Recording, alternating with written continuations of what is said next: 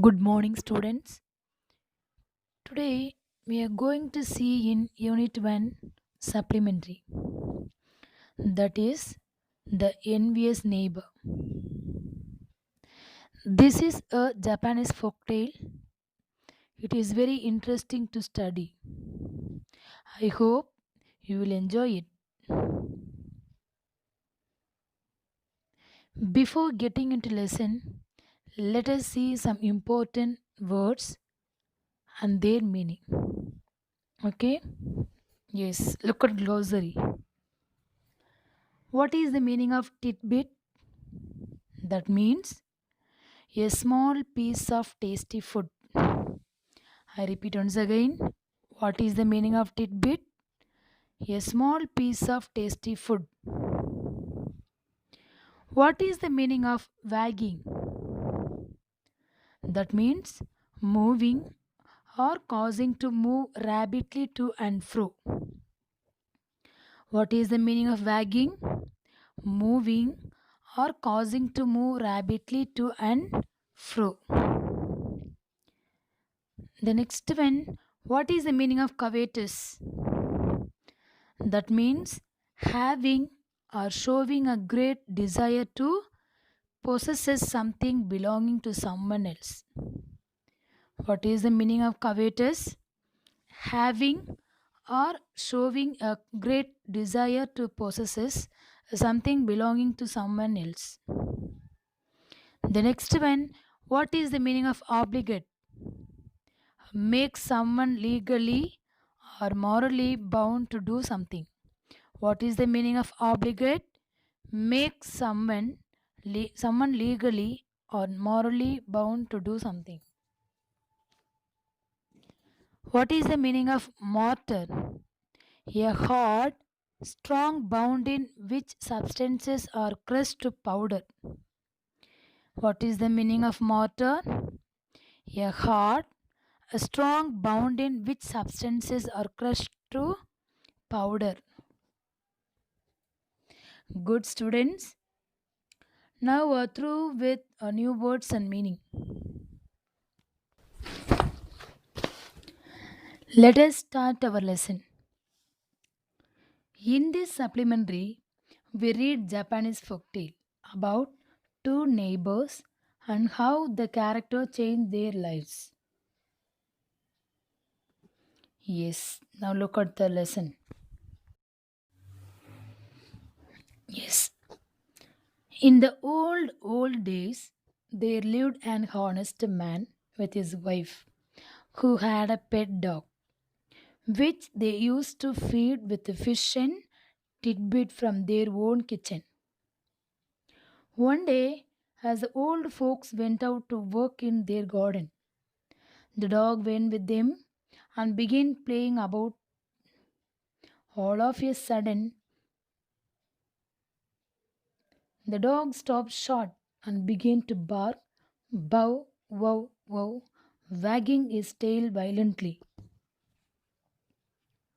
The old people thought that there must be something nice to eat under the ground. So they brought a spade and began digging. When, when lo and behold, the place was full of gold pieces and silver and all sorts of precious things which had been buried there. So they gathered the treasure and after giving alms to the poor, bought themselves rice fields and corn fields and became wealthy people. Now, in the neighboring house, there dwelt a covetous and stingy old couple who, when they heard what had happened, came and borrowed the dog and having taken him home, prepared a great feast for him, and said, if you please, Mr. Dog, we should be much obliged to you if you would show us a place with plenty of money in it. The dog, however, who up to that time had received nothing but cuffs and kicks from his host, would not eat any of the dainties which they set before him. So the old people began to get cross and putting a rope around the dog's neck, led him out into the garden.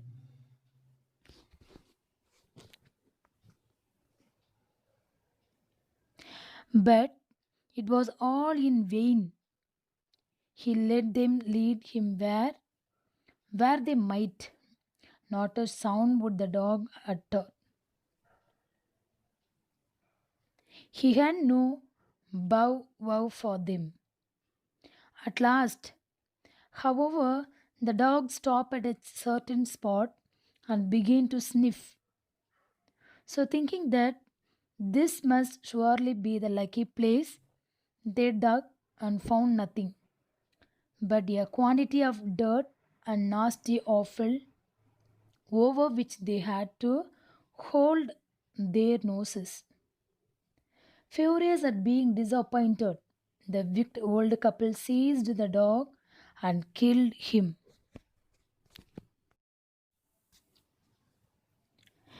When the, when the good old man saw that the dog whom he had lent did not come home, he went next door to ask what had become of him. And the wicked old man answered that he had killed the dog and buried him at the root of a pine tree. So the good old fellow with a heavy heart went to the spot, and having set out a tray with delicate food, he burned incense and adorned the grave with flowers as he shed tears over his lost pet. That night, when the good old man was fast asleep in bed, the dog appeared to him, and after thanking him for all his kindness, said, cause the pine tree under which I am buried to be cut down and made into a mortar, and use it, thinking of it as if it were myself. The old man did as the dog had told him to do, and made a mortar out of the wood of the pine tree. But when he ground his rice in it, each grain of rice turned into some rich treasure. When the wicked old couple saw this, they came to borrow the mortar. But no sooner did they try to use it, all their rice turned into filth.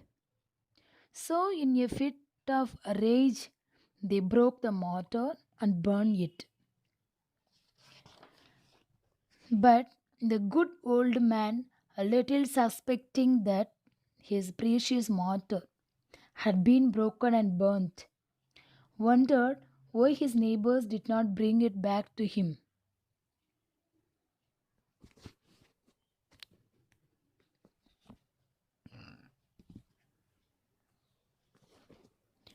One night, the dog appeared to him again in a dream and told him what had happened, adding that if he would take the ashes of the burnt mortar and sprinkle them on withered trees, the trees would revive and suddenly put out flowers. After saying this, the dream vanished, and the old man, who heard for the first time of the loss of his mortar, ran out, weeping to the neighbor's house, and begged them at any rate to give him back the ashes of his treasure. Having obtained it, and he returned home and made a trial of their virtues upon a withered cherry tree, which, upon being touched by the ashes, immediately began to sprout and blossom.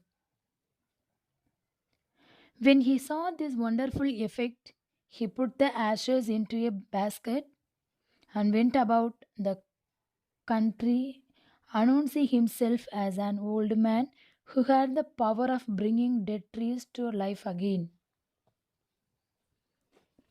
A certain prince, hearing of this and thinking it a mighty strange thing, sent for the old fellow who showed his power by causing all the withered plum and cherry trees to shoot out and put forth flowers.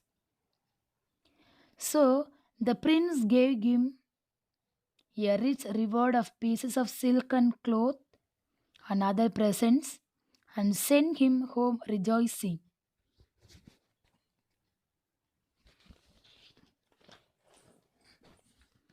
As soon as the neighbors heard of this, they collected all the ashes that remained, and having put them in a basket, the wicked old man went out into the castle town and gave out that he was the old man who had the power of reviving dead trees and causing them to flower. He had not to wait long before he was called into the prince's palace and ordered to exhibit his power.